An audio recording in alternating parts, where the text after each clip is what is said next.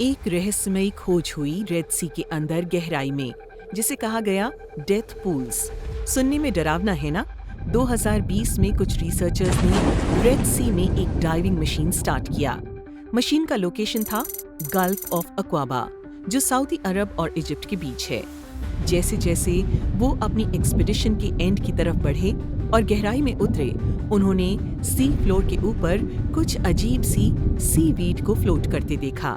उन्होंने फौरन एक रिमोटली ऑपरेटेड व्हीकल यूज किया ताकि उसे ठीक से चेक कर सकें, और तभी उन्हें दिखा समुद्र के अंदर कुछ अजीब सा, बिल्कुल शांत लेक्स जैसे वाटर के हिस्से। उन्हें बोला जाता है ब्रायन पूल्स। ये असल में बहुत ज्यादा नमक वाला पानी होता है जो समुंदर के नीचे जमा होता है। और जब मैं कहता हूँ नमकीन, तो मतलब कभी कभी ये समुंदर के पानी से 8 गुना ज्यादा सॉल्टी होता है।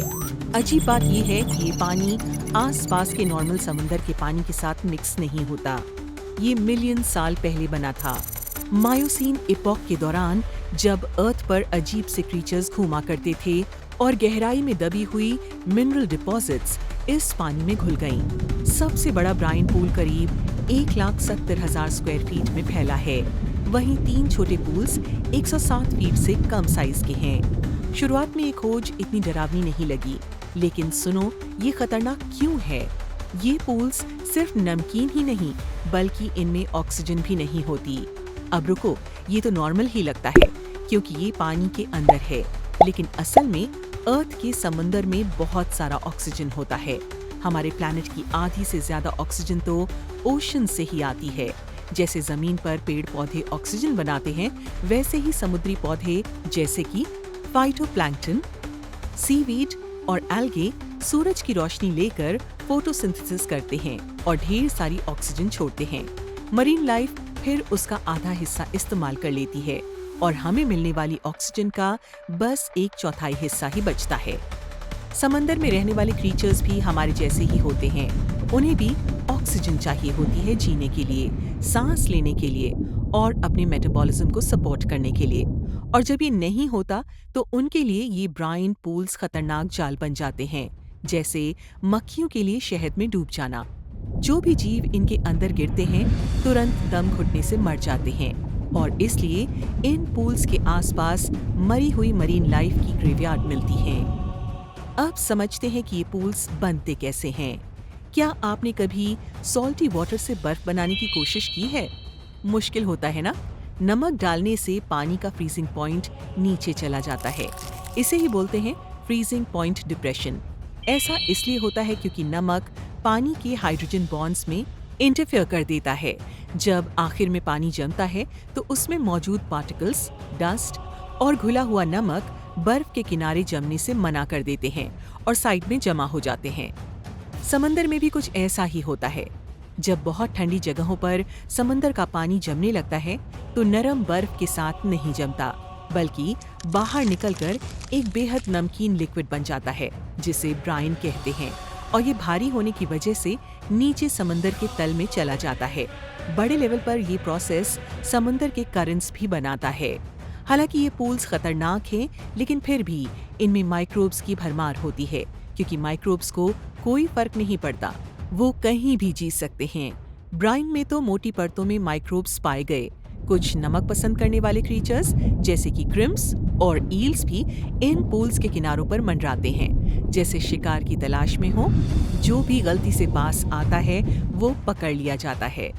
सुनने में अजीब लगेगा, लेकिन ये डिस्कवरी हमारे लिए बहुत इम्पोर्टेंट है, क्योंकि ये हमें बताती है कि शायद लाइफ की शुरुआत कहाँ से हुई।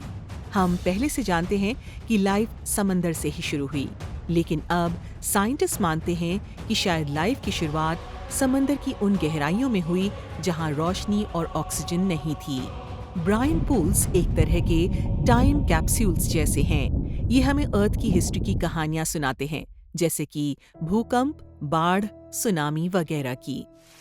इन पूल्स में हजारों साल पुरानी बारिश के निशान भी मिले हैं, और ये हमें दूसरे प्लैनेट्स पर लाइफ की तलाश में भी मदद कर सकते हैं, जैसे कि मार्स, जहां पहले समंदर हुआ करते थे।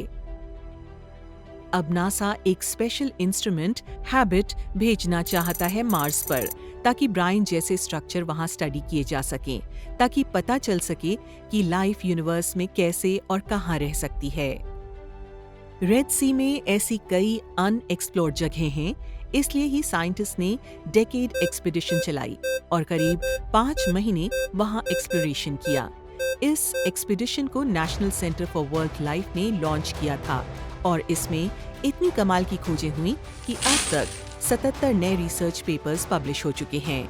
फॉर एग्जाम्पल, उन्हें 10 से ज्यादा ब्लू होल्स मिले, जो समुंदर के अंदर के सिंक होल्स होते हैं और खास तरह की इकोसिस्टम्स रखते हैं।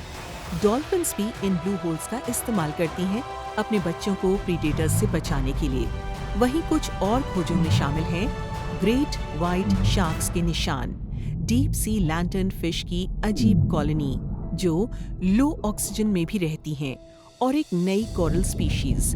ये सबसे रेजिलिएंट डीप सी कोरल्स हैं जो बिना ऑक्सीजन के भी जीते हैं। इसके अलावा साइंटिस्ट्स को फेरेंट आइलैंड के पास थर्मल वेंट्स और बड़े-बड़े माइक्रोबियल ब्लॉक्स भी मिले हैं। अब सोचिए, अभी तक हमने सिर्फ 5% ओशन ही एक्सप्लोर किया है। ओशन की गहराइयों को लेयर्स में बांटा गया है। हर लेयर सूरज की रोशनी से दूर होती जाती है और डरावनी बनती जाती है। सबसे ऊपर की लेयर, जिसमें डॉल्फिन्स और टर्टल्स रहते हैं, उसे एपीपेलाजिक या सनलाइट जोन कहते हैं। ये लेयर लगभग 650 फीट गहरी होती है। इसके बाद आता है मेसोपेलाजिक या ट्वाइलाइट जोन, जो करीब 3000 फीट तक जाता है। यहाँ अजीब ऑक्टोपस और शार्क्स मिलते हैं।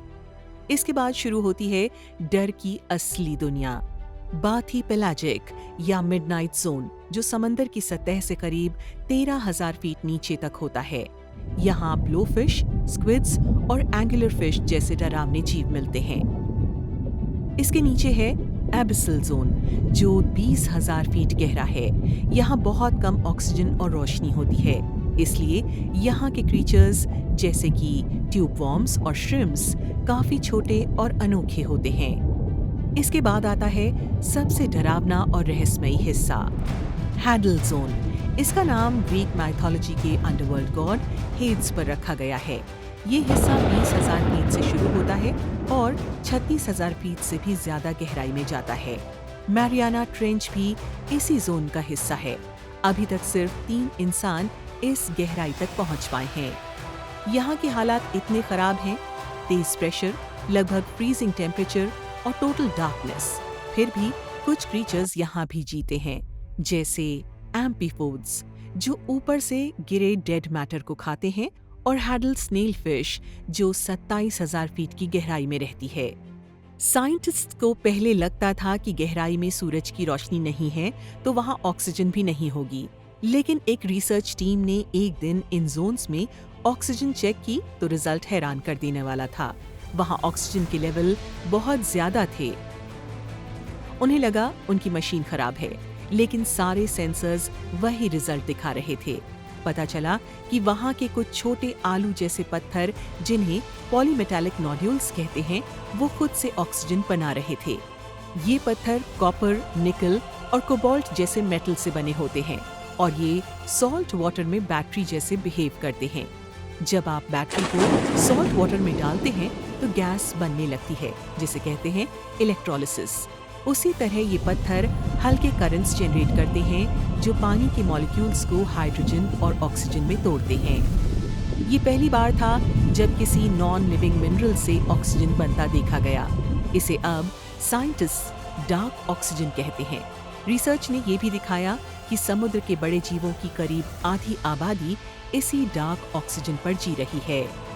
इन सब डिस्कवरीज ने हमारी समझ बदल दी है कि लाइफ कहाँ और कैसे शुरू हो सकती है, और अब ये उम्मीद भी है कि हम बाकी प्लैनेट्स या मून जैसे एनसेलाडस और यूरोपा पर भी लाइफ ढूंढ सकते हैं, जहाँ बर्फ के नीचे पानी मौजूद है।